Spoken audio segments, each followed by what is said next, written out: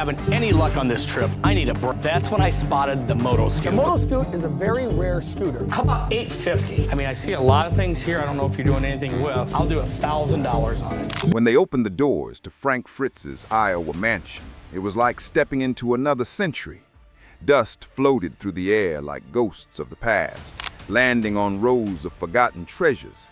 But beneath the stillness, something extraordinary waited. Secrets the world thought were lost forever. In one room stood over 75 vintage motorcycles, engines frozen in time. A 1947 Indian Chief prototype, believed to be the only one of its kind, gleamed beneath the torn top. In another corner, a Star Wars Yoda prototype sat in silence, a relic George Lucas himself once thought destroyed. Yet none of it compared to the real discovery. Behind a locked door at the back of the mansion was a small trunk.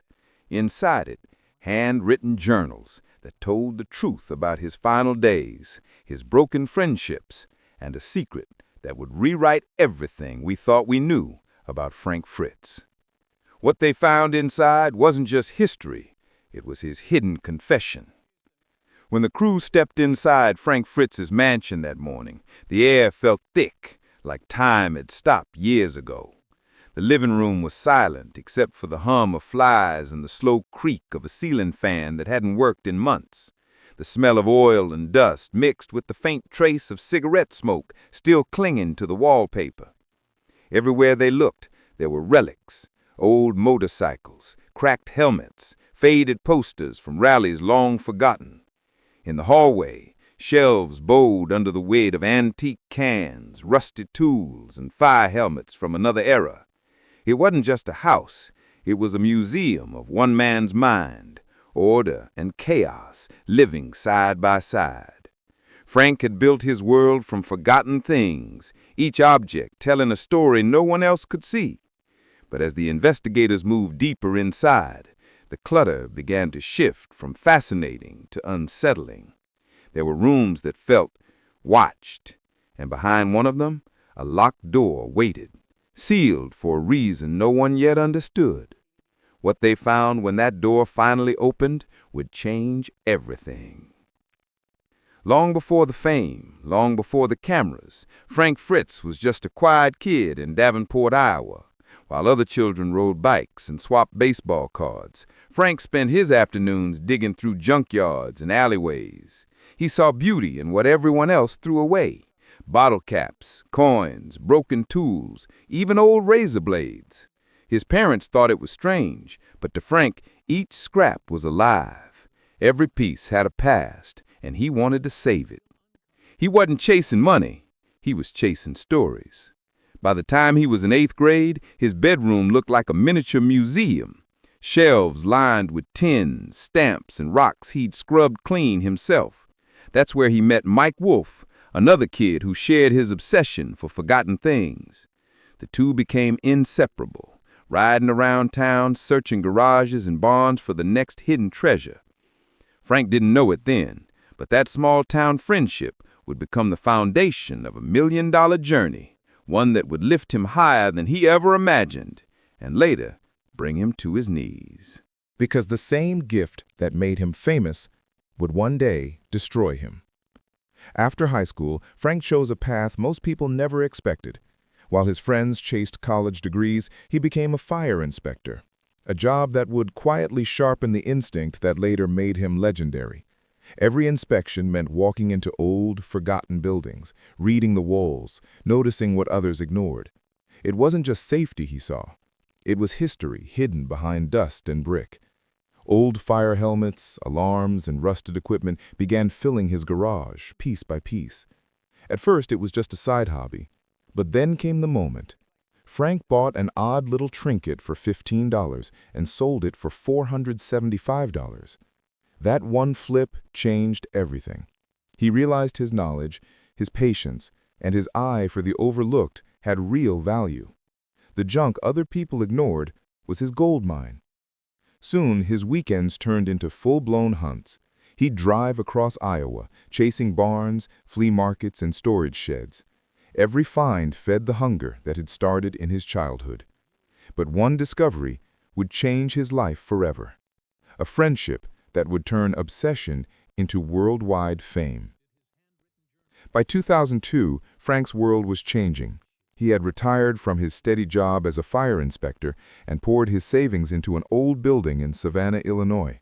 He called it Frank's Finds. Inside were firefighting relics, antique tools, and motorcycles he'd spent years chasing. To the untrained eye, it looked like clutter. But to Frank, it was sacred ground, a time capsule of American life.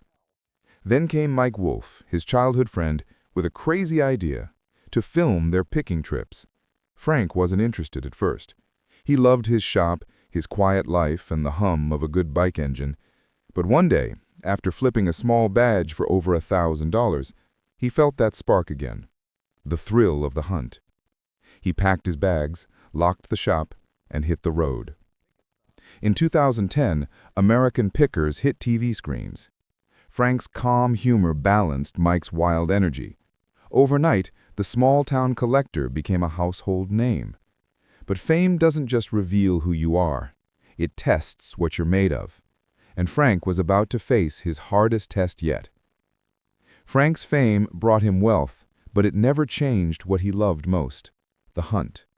Away from the lights and cameras, he spent long nights in his Iowa workshop, surrounded by oil-stained floors and rows of chrome engines.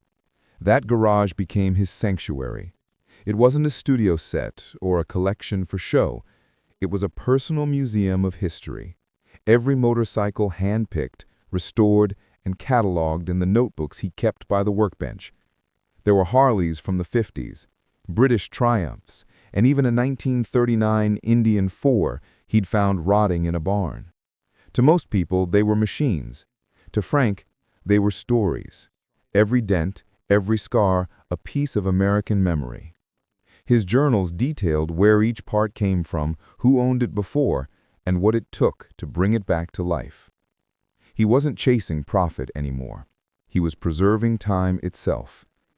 But while Frank was saving history inside those walls, something else inside him was slowly breaking. By the late 2019s, Frank Fritz's life looked perfect on screen. A household name, millions of fans, and a fortune built from forgotten things. But behind the scenes, his world was falling apart.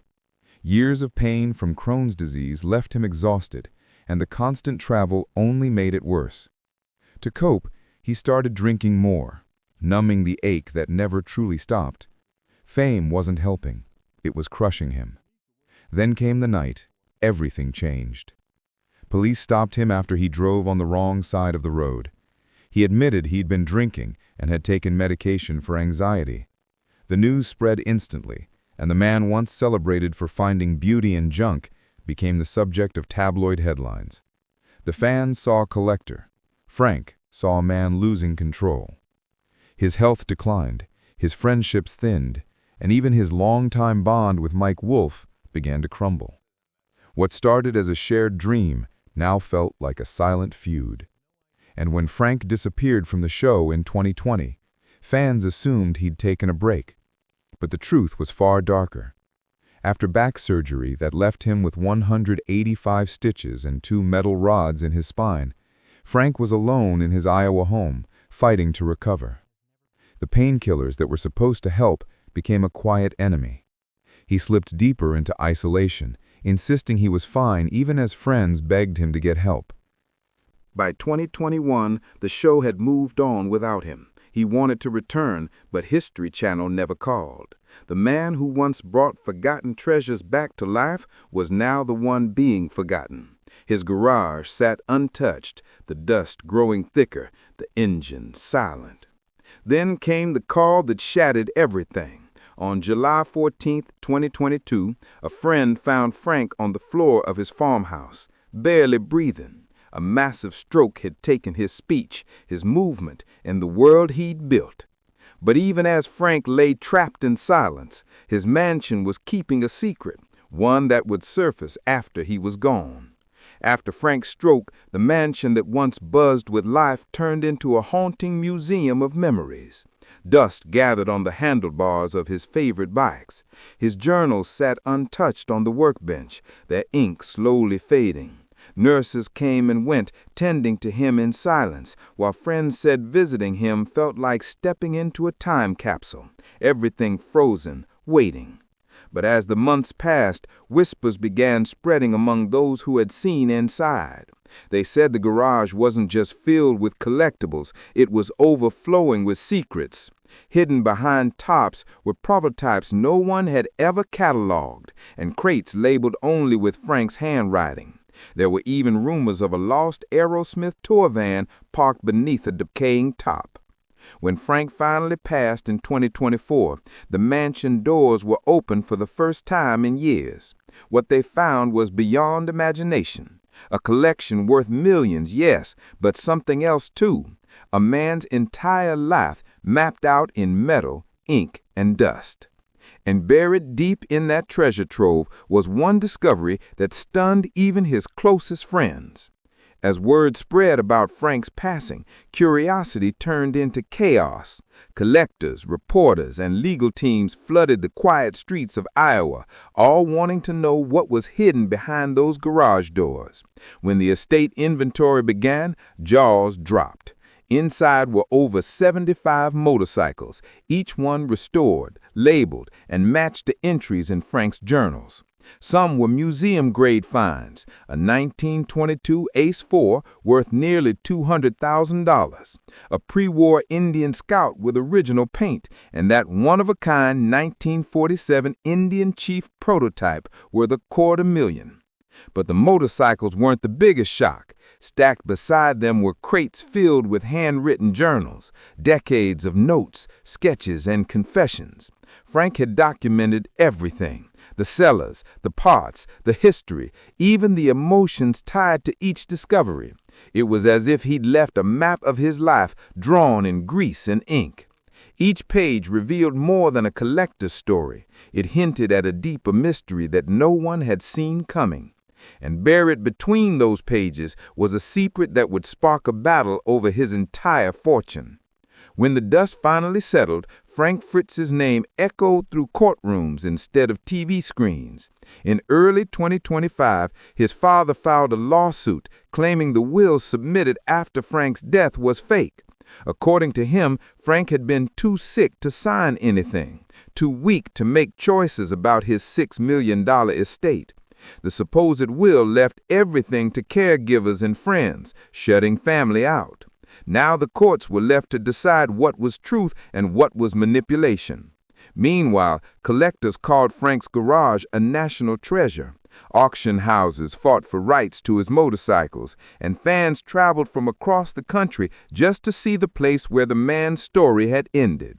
His handwritten journals, those quiet witnesses of his life, were valued not for their price but for their soul. They told the story of a man who saw beauty where others saw trash, and who never stopped believing every object had meaning. But one question still lingers. Somewhere in those pages, did Frank leave one last clue, a message the world was never meant to find?